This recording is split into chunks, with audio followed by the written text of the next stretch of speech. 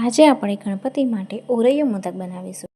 તો પહેલાં આપણે ઓરિયો બિસ્કિટ લઈશું અને બિસ્કિટમાંથી આપણે વચ્ચેની જે ક્રીમ હોય છે એ ક્રીમને આપણે અલગ લઈ લઈશું. પછી એ ક્રીમની અંદર 1 ચમચી મિલ્ક પાવડર અને 1 ચમચી કોકોનટ પાવડર નાખીશું.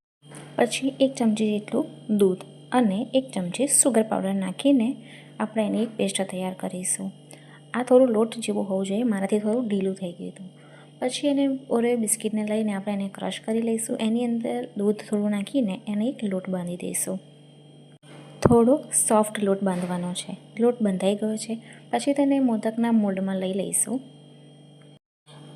થોડો શેપ આપીને વચ્ચે એની ગેપ રાખવાની છે. એની અંદર આપણે જે મિક્સર તૈયાર કર્યું હતું એ એની અંદર એડ કરીશું અને પછી એની ઉપર જે ઓરિયોનો લોટ હતો એ એની ઉપર આપણે પેક કરી દઈશું એનાથી.